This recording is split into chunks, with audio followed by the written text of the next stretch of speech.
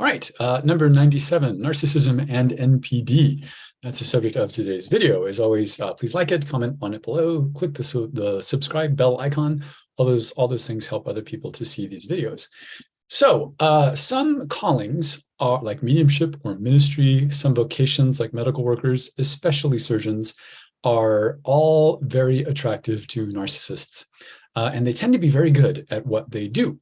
But there's an ugly side to that I want to talk about today. And let me just say right from the start that I feel bad for narcissists because I've never met one who did not have some trauma in their early childhood.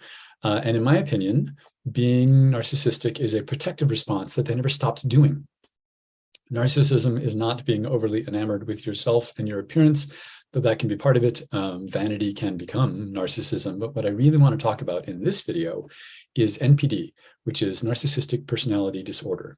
NPD is not just regular narcissism or even narcissism on steroids.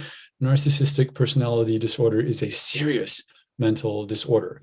And unless you have years of intimate personal experience with someone with NPD, it's very hard to recognize. Largely because they know how to present as normal, at least for short periods of time. For example, if you're married to someone with NPD and you both go in for counseling because it's affecting your marriage, they instinctively know how to make it appear that you are being unreasonable or that you're outright crazy. They know what to say to their own advantage in almost any situation. That's how they live their lives 24/7. So that makes it very hard for mental health professionals and for law enforcement professionals to recognize NPD. I grew up in a household with someone who was NPD. Let's call him Jerry, not his real name. When I would recognize, in my 20s and 30s, when I would recognize NPD traits in others, I'd think to myself, oh, he's like Jerry or she's like Jerry. But I didn't know what it was or what to call it. I didn't even know it was a form of narcissism. But I recognized it and I would think to myself, well, that's a Jerry kind of person. In my experience, regular narcissists versus NPD, it's so hard to explain if you don't have lots of personal experience with someone who has NPD. Regular narcissists can be vain, selfish, self-centered, attention-seeking. It is developmentally appropriate for children of a certain age to be kind of narcissistic. Not so much adults. Adults who have NPD adults who are just narcissistic think that people are envious of them, that people aren't just looking at them all the time, but that they're admiring them. And in the case of like celebrities and other famous people, that's often true. But people with NPD, and they can be men or women, have an inflated sense of their own self-importance. And they lose friends and family because of their narcissistic behavior. People who have known them from birth will end up having nothing to do with them, which is actually the situation with the person I'm calling Jerry. None of us can be in a relationship with him. And that took decades for that to come about. And the NPD person doesn't know why they lose friends and family, and it really hurts their feelings. It's really very sad. So you might hear, if you're wondering, if you know somebody, haven't known them their whole lives, and you're wondering, oh, is this what this guy's talking about in this video?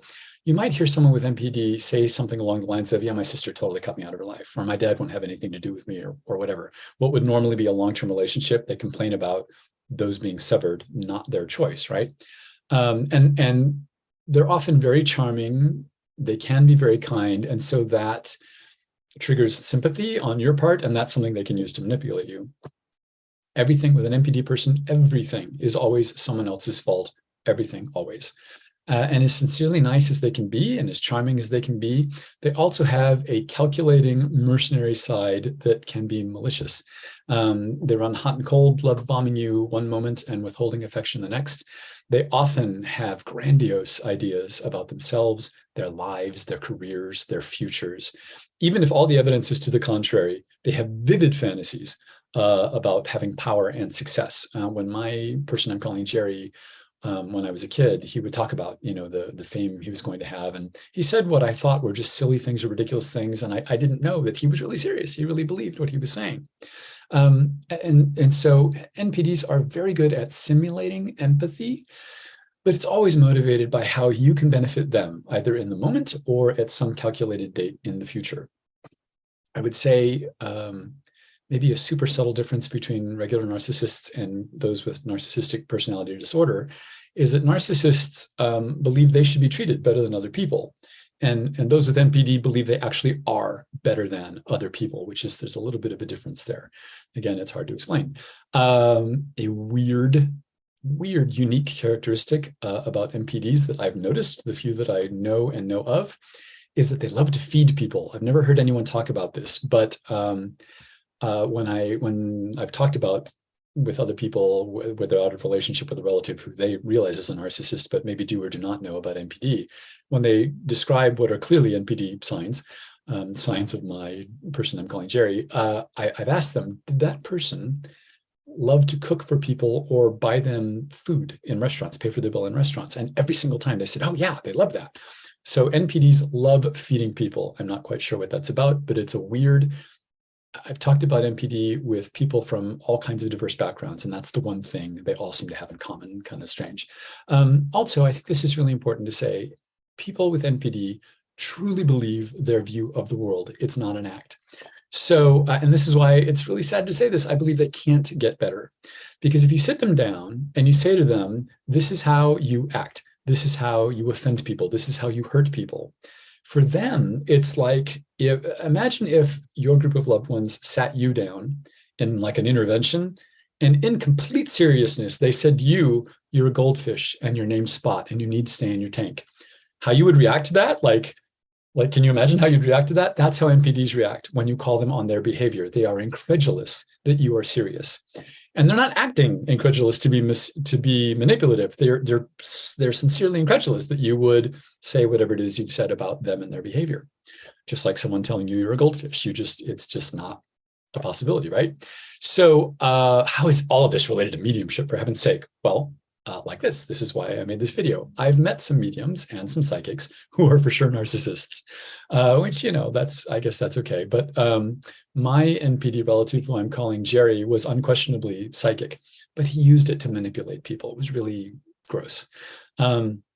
Also, all NPDs, everyone with narcissistic personality disorder, can appear psychic, even if they're not. Because there's a part of the NPD brain that is always observing, always calculating, always making connections, often unconscious connections and observations. And it comes out instinctually. They just know things about people because they notice things on an unconscious level. So Jerry and I knew someone when we were children. It was when I was a little kid and he was almost an adult. We knew a child who had been molested. And we know that person as an adult. And Jerry always knew an adult when they had been molested as a child. And he couldn't tell you why, but just like I used to look at people before I knew what NPD was, and I'd think, oh, that's a Jerry kind of person. He could look at someone and say, oh, that's a molested person. He just knew. And it was not psychic. It was an unconscious accumulation of observations that the NPD brain is good at putting together and just knowing stuff. But like I said, the person I'm referring to as Jerry was genuinely psychic. And on top of having that he had that perpetually observant brain. In my opinion, that perpetually observant thing is an offshoot of having to be constantly vigilant in early childhood against physical threat, against harm. Jerry was quite a bit older than me, and his childhood, he was almost constantly under the threat of physical violence, and I just never was. Our society, as it is currently structured, rewards narcissism and NPD. Lots of successful white-collar professionals are NPD, from what I've been able to observe. As a medium, and this is what prompted me to do this video, as a medium, I have experienced clients having this adoring attitude toward me. And it's this, be my teacher, be my guru thing. It makes me super uncomfortable because it always makes me think of Jerry and how he thrives on that kind of thing. That reaction, he loves that reaction because it identifies someone as somebody he can use and manipulate. So the point of this video, why I made this, is because I want to say this to you. Psychics don't know everything, and mediums don't know everything. The 6th video I ever made, video number 6, is called Not All Mediums Are Good People. Go watch it. It's a good one. When you have an experience with a psychic or with a medium, and it is truly a healing, wonderful experience, and that happens all the time, my recommendation is to thank the universe for that experience and then don't go back to them. Refer other people to them and tell them about your good experience, but I personally recommend not seeing the same medium more than twice, ever. I don't know that there's any reason for that. It's super important. I feel it's super important to find that guiding voice inside yourself. It's there. We all have it. It's a part of being human. And a really good rule of thumb, like so I'm married to a minister. He has a rule, and lots of clergy have this rule, that a congregant can only come to him 3 times for the same issue, and then they need to go get professional help. And what I want to say to you is, whatever is not going right in your life, there is someone trained. The education is global at this point. It exists. Education and training exists in a way these days like never before in human history, and there is somebody who, with actual experience and formal training, who can help you with whatever it is that's bothering you. Anyway, kind of a downer subject, right? Sorry, didn't mean it to be that, but I thought it was important to say all those things, and I'm uniquely qualified to talk about NPDs without being a professional because I grew up with one. So, all right, so that's it. Next month, I want to talk about how there is a rhythm to mediumship. Especially if you're a new medium, you're practicing, you're just toying with the idea, you might feel, it's common in the beginning to feel like you get a couple things and then nothing. And that's not because you've dropped the connection. There's this ebb and flow to mediumship that I want to talk about. So that's next month. Thank you for watching this time. Click the subscribe button or the bell icon, whatever that is, like this video, comment on below. All those things help people to see this video. And thank you, and see you next time.